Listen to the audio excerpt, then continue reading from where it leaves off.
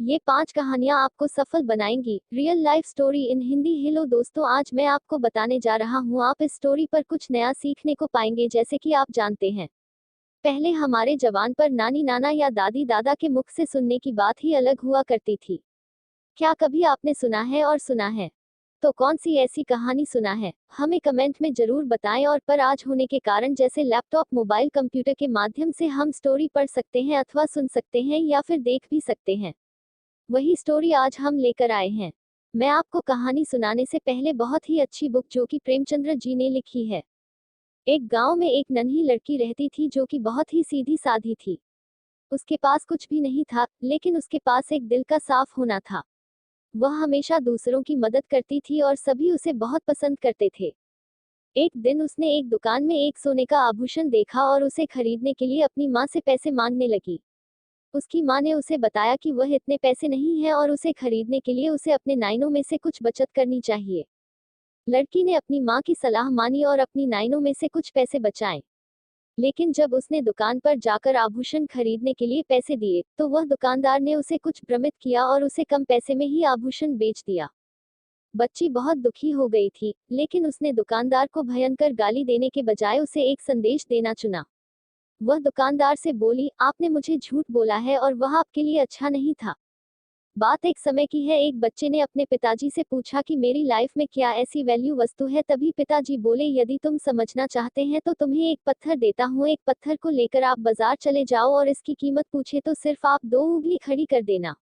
और वह लड़का बाजार गया और वहां पर कुछ देर ऐसे ही बैठा, लेकिन कुछ देर बाद ही एक बूढ़ी माँ उसके पास आए और पत्थर का रेट पूछने लगे। बूढ़ी माँ की बात लड़का चुपचाप सुन ही रहा था और लड़का कुछ भी नहीं बोला, सिर्फ अपनी 2 उंगली खड़ी कर दिया। तभी वह बूढ़ी माँ बोली, रुपए ठीक है बेटा, पत्थर में ले लेती हूँ। और वह बच्चा अचानक चौंक उठा और सोचा, एक पत्थर की कीमत रुपए, और उस बूढ़ी माँ को पत्थर देके वह अपने पिता के पास गया और बोला, पिताजी आज मैं रुपए बाजार से कमा कर लाया हूँ। पिताजी ने पूछा, बेटा तुमने ऐसा क्या किया जो रुपए मिले। उसने बोला, पिताजी मैं बाजार गया और वहाँ पत्थर लेकर बैठे था तो बूढ़ माँ बोली, बेटा यह पत्थर मुझे देना, इसका क्या रेट है। तो मैंने 2 उंगली खड़ी कर दी और वह बूढ़ी माँ सोची थी यह रुपए का है, शो मुझे देकर पत्थर ले गई और पिताजी आपके पास ही आया हूँ।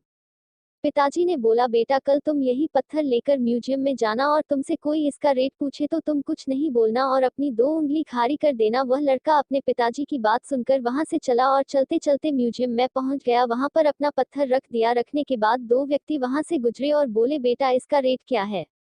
उसने अपने पिताजी से कहने के अनुसार 2 उंगली उठा दी। वहां व्यक्ति बोला, बेटा यह 1000 का है। क्या वह बच्चा एकदम चुप ही रह गया। उसने सोचा, बिना बोले इतना मिल रहा है।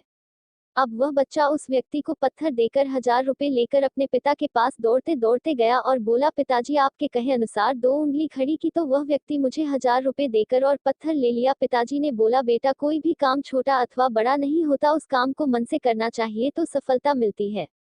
पिताजी ने फिर से अपने बेटे से बोला, बेटा आखिरी बार इस पत्थर को बाजार लेकर जा। बेटा ने बोला, पिताजी ठीक है मैं जा रहा हूँ। वह बेटा पत्थर लेकर अपने घर से चल दिया और चलते चलते एक दुकान के पास पहुंचा। पहुंचते ही दुकानदार ने बोला, बेटा यह पत्थर कितने का है, इसकी तलाश मुझे थी, शो आज मिल गया। दुकानदार ने बच्चे से पूछा, क्या रेट है इसका। उस लड़के ने अपने पिताजी से कहे अनुसार अपनी 2 उंगली उठा दिया तो दुकानदार बोला, 2 लाख रुपए का है।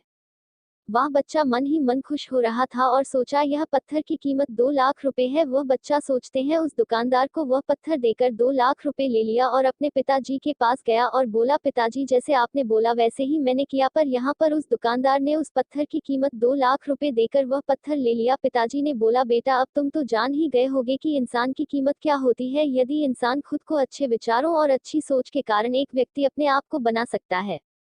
यह कहानी से आपको क्या सीख मिलती है, कमेंट करके हैं बताइए। धन्यवाद। एक समय की बात है, एक राज में चंद्रभान नाम का राजा राज्य करता था।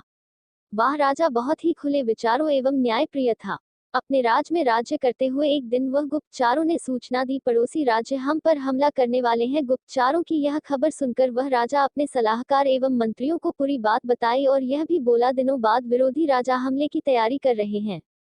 रा जा मैं बोला, यदि किसी व्यक्ति के पास कोई सुझाव हो तो बताए। राजा के चतुर मंत्री ने कहा, अब जान पर बात आ गई तो ऐसा एकमात्र उपाय है कि हम आज से अभी इसी वक्त से पड़ोसी राज्य पर हमला कर देना चाहिए। तो राजा ने बोला, मंत्री हमारी सेना बहुत छोटी एवं बहुत कम है, उसका मुकाबला कैसे कर सकती हैं।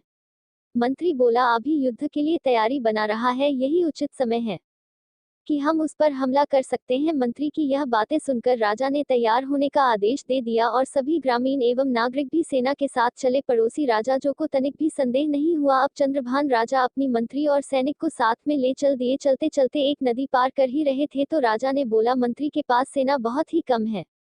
यह सेना पड़ोसी राजा की सेना को देखकर भयभीत हो सकती है।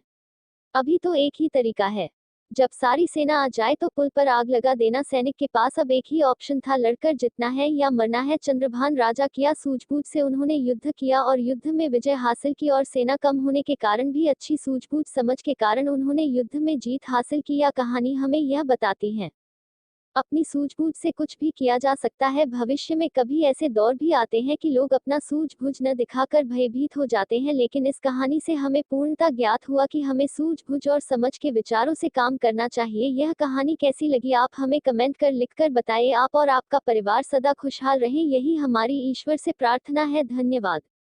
गर्मियों की छुट्टी में एक लड़का घूमने अपने दादा दादी के घर आया। बालक उछलते कूदते अपने दादाजी के पास पहुंचा और बड़े जोर से रोने लगा, दादाजी जब मैं बड़ा हो जाऊंगा एक अच्छा इंसान बनूंगा। दादाजी, क्या आप सफल बनने के तरीके बता सकते हैं कि मैं कैसे सफल बन सकता हूँ? दादाजी कुछ बोले बिना सिर हिलाकर हाँ बोला और बच्चे का हाथ पकड़कर एक पौधा वाली दुकान में ले गए और वहां से 2 पौधे लेकर आए और बच्चे से बोला, एक पौधा खुले आसमान के नीचे लगा देना और दूसरा पौधा घर के अंदर लगा देना। अपने दादाजी के अनुसार बच्चे ने वैसे ही किया।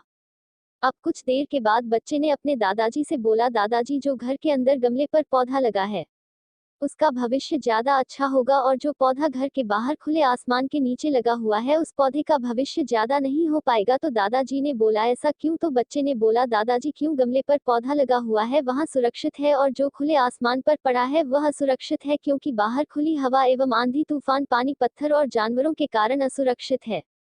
दादाजी बोले, चलो देखते हैं आगे क्या होता है, और वहां अखबार उठाकर पढ़ने लगे। अब दादाजी उन पौधों की देख रेखा करते रहे और कुछ समय व्यतीत हो गए। अभी 3 से 4 साल बाद वह बच्चा अपने माता पिता के साथ घूमने के लिए दादाजी जी के घर आया और बोला, दादाजी उस टाइम मैंने आपसे सफल होने के कुछ तारे क्यों पूछे थे और आपने कुछ भी नहीं बोला।